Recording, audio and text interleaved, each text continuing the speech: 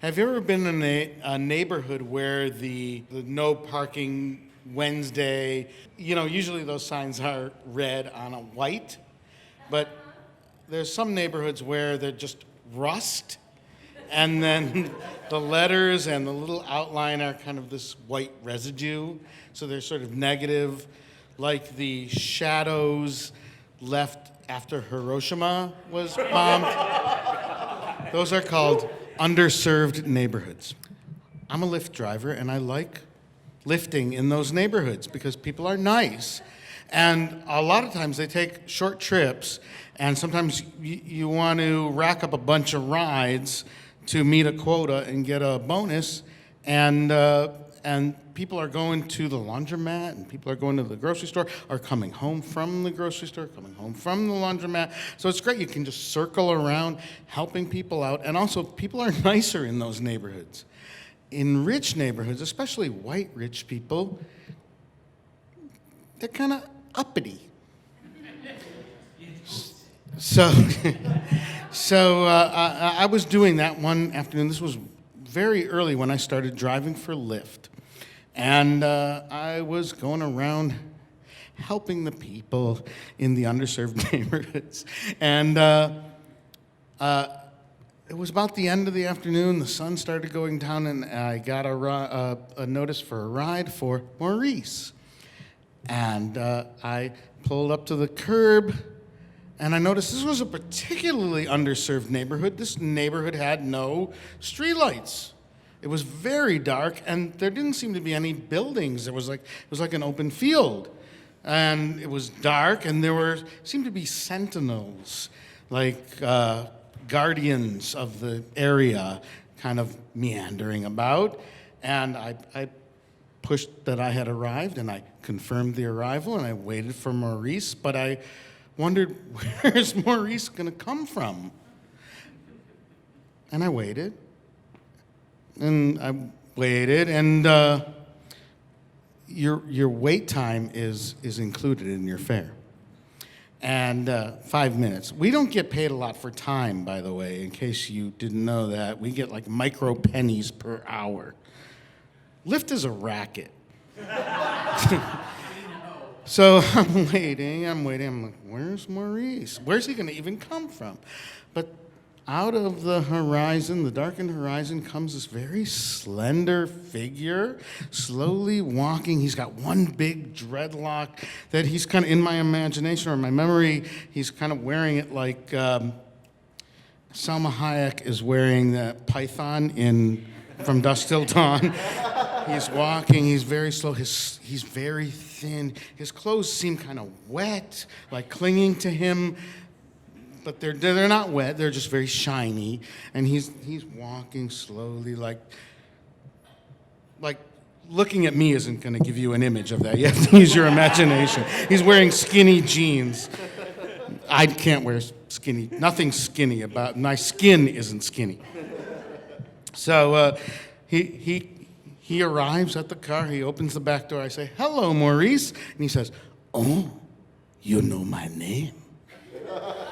I say, yeah, it's in the app. He really hasn't used Lyft before. He doesn't know, and he hasn't put it in a destination. I say, where are we going? He says, oh, we are going to the Queen, my Queen, the love of my life. She is so beautiful. And I say, okay, where does the Queen live? Like, what's her address? I need her address. He calls her. He has her text the address. He doesn't know. He's really drunk. He is like falling down drunk. He slides into the car. His clothes aren't wet. They're just shiny. Slides into the car.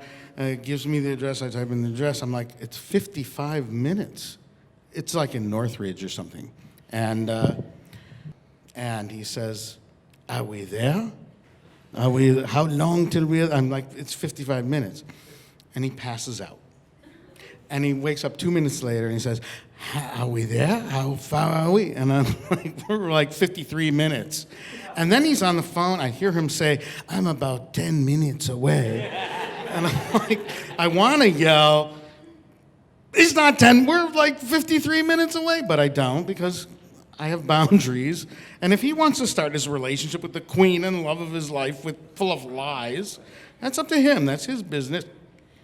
I find out a little bit. We make a little small talk. He is here.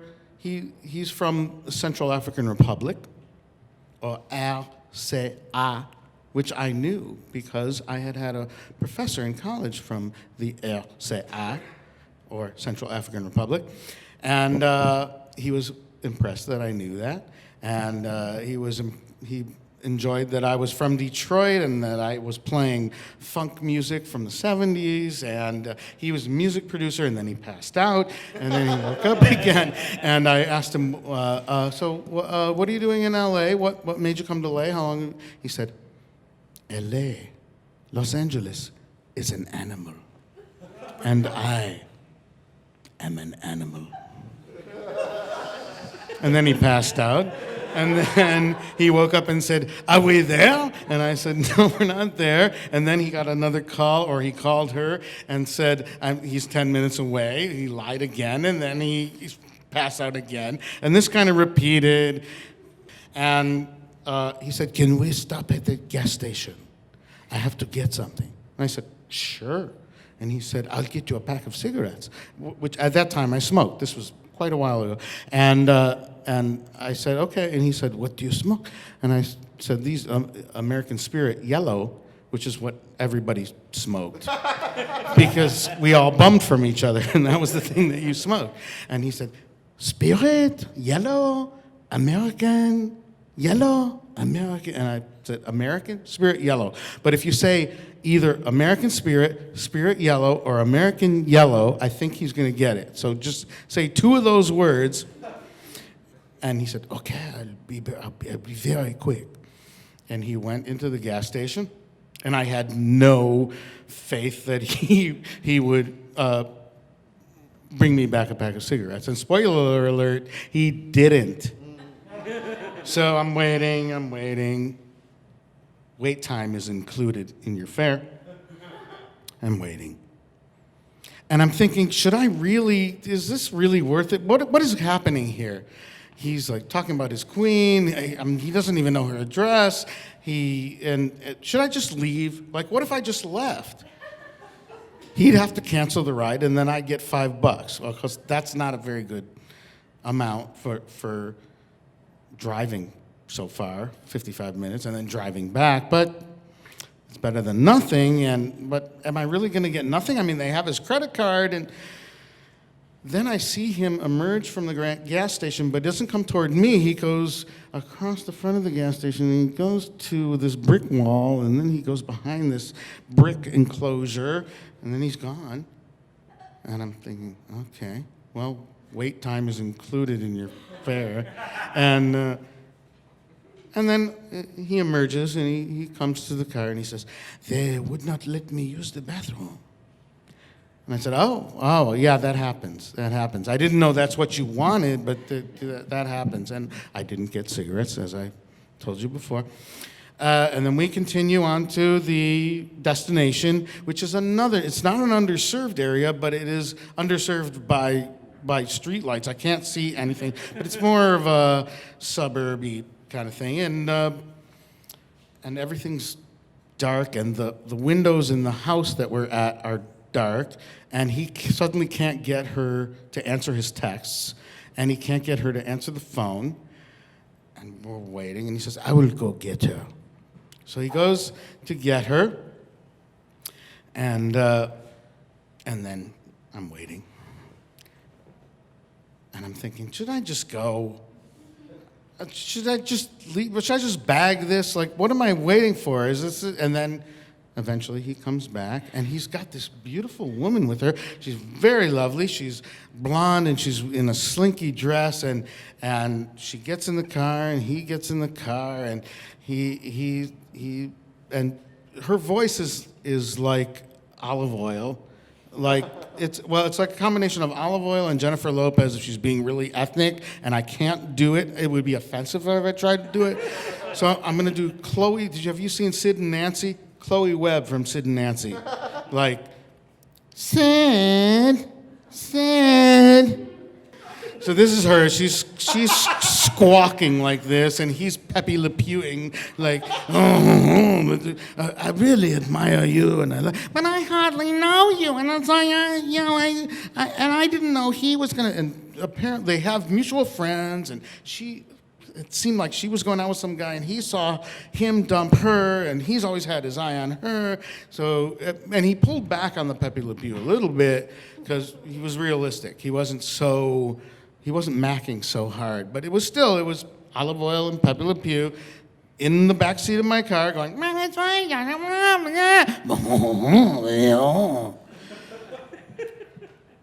I said, "Where are we going? I don't have an address to go to." He says, I think I told you, you're going to be my driver tonight. We're going to Hollywood. I said, good. We're going to Hollywood. Where? Oh, no. You must tell me.